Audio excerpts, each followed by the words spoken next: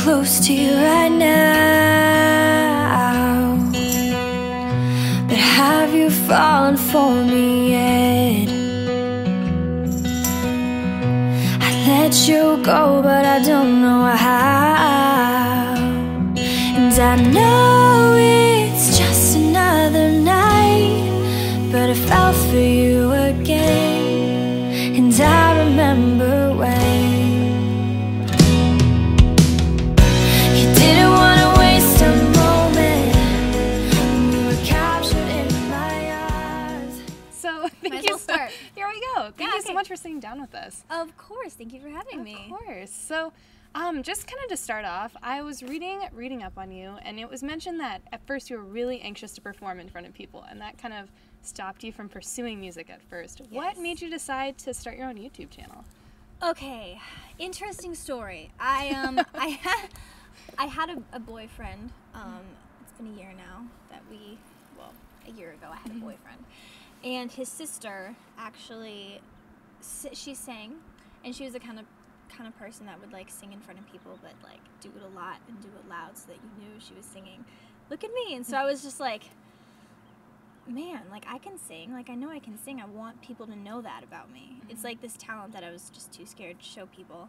So I decided to make a YouTube cover. So I got on my computer and just sang to this karaoke track, and then all of a sudden people from my school just started like, they would see it and they'd be like, "You sing?" And I was like, "I guess so." Like, I don't know. So yeah, and then it just kind of took off from there, I guess.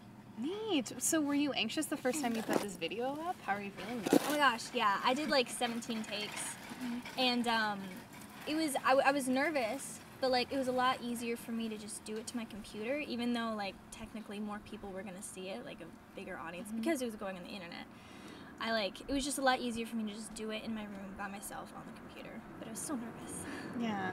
So. Neat. So since then you joined the Tyler Ward contest, and then you collaborated with him, and you've collaborated with so many other people. Yeah. How has your channel really grown and evolved since these first videos? Well, let's see. I mean, Tyler helped a lot. He gave me kind of like a platform to go and do things myself, and so that I could create a fan base that was like an Alex G fan base, not just like, oh, Alex G and Tyler Ward sort of thing, because I wanted to be an independent artist and I wanted to do my own thing. So I guess like what happened was I was relying on him a lot to help me with things, and he was helping me and we collabed, but it got to the point where he'd get really busy. And I was like, what do I do? Like, I don't want to just end this music thing. So I found ways to do it myself, basically. So I like learned how to edit video. I came out here to LA and started working with other producers and stuff like that. So basically, like, he helped me, but then I just kind of took off on my own and grew my channel by, like, I guess just doing the cover thing. And now I'm getting to put originals out, so. So for a lot of I've read that like both of your covers and your original stuff, you really like writing about things that you're super passionate about. Is that something that you really focus on when you're picking a song or when you're writing a song? Yeah. Well, for writing a song, it's very hard for me to write if it's not something that's like dear to my heart, or like something that I'm going through that I'm, like you said, passionate about, or just having a hard time like emotionally with. So it's much easier when it like can come straight from the heart, straight from the mind, instead of just like, well, what would this person say if they were going through this situation, and yada yada yada. And then for covers, it doesn't have to do so much with like what I'm passionate about. Just, I guess, if I like the song and if it's a big song, it's like more of like the business side of things with covers, and then originals is more like focus on myself as an artist. No, but how do you kind of keep like these covers unique so that when people, they feel like they're getting something different from your cover, as opposed to everyone else? You just have to change the cover, basically. Like, say it's a pop hit, and I will make it into like a slow acoustic ballad. If you just like make it as unique as you can, show a little bit of artistry into it, I think they'll appreciate that. And a lot of them, like, they'll download it and stuff like that, and instead of just being a singer, it makes you more of like an artist. So yeah. What made you decide you wanted to pick up guitar? Because you learned it super quickly. I guess I did. Basically, I was going to school in college, and my roommate didn't really talk to me ever. So I was like, what am I going to do? Just sitting here in my room. So I decided to pick up guitar because I'd always wanted to learn. I was just too impatient for as long as I could remember. And so my mom like gave me her old guitar, and I brought it up to school and literally just played Taylor Swift songs like over and over again until I learned it. And I never took lessons or anything. I just tried to learn by myself. So yeah, I learned by myself, and I've been doing it for like 2 years. Did that make your roommate love you more when she heard Taylor Swift 8 hours a day? She just, no. Not really, but that's okay.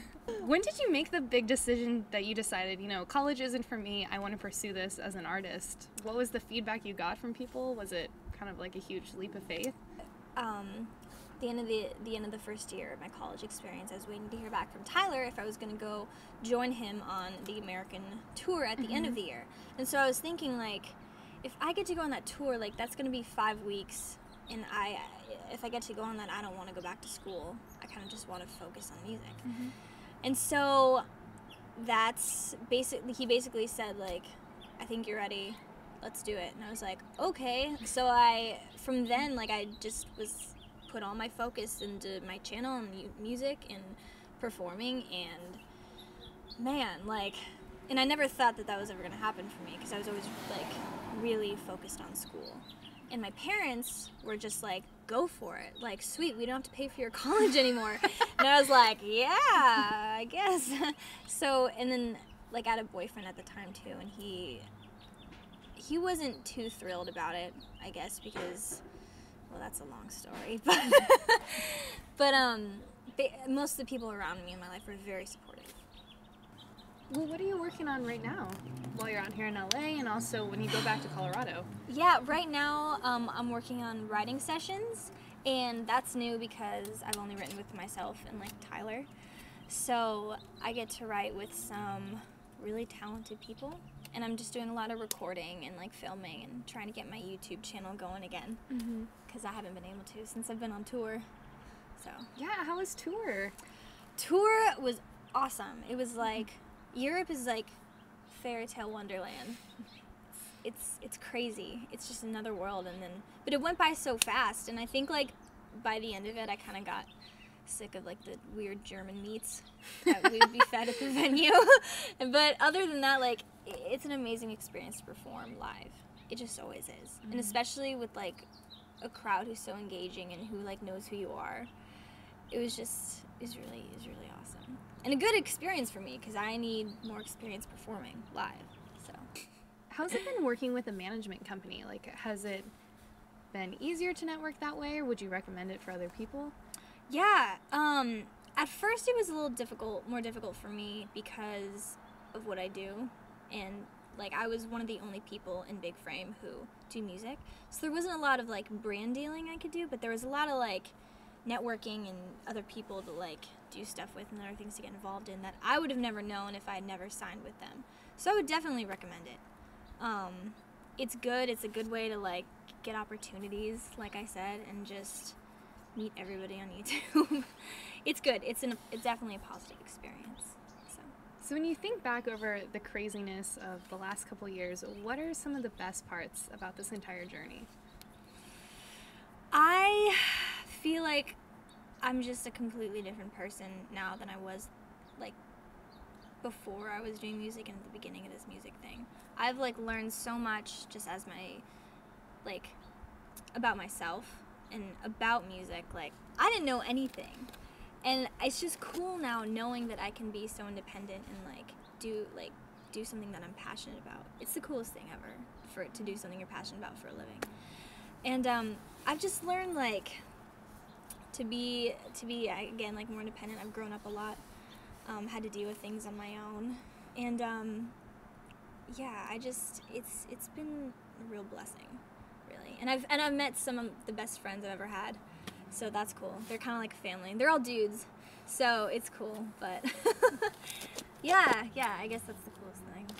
But what do you hope that people take away from your music?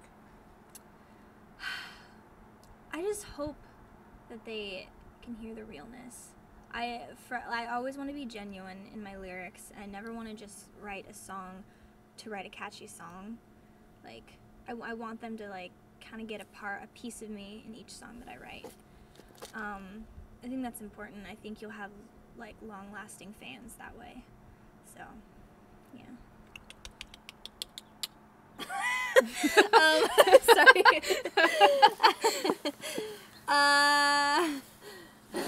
Well, no. You kids. You kids. Nothing I can really think of right now, but there's a lot of really exciting things that's gonna be happening for my career that I don't really know what it is, but I can feel it. I can feel it. It's gonna be big. It's gonna be fun. This is exciting. I'm excited to follow it. Yeah. Thanks. Cool. Well, thank you so much for this chat. Yeah. I think you should go for the tattoo. I might go for the I'm tattoo. psyched.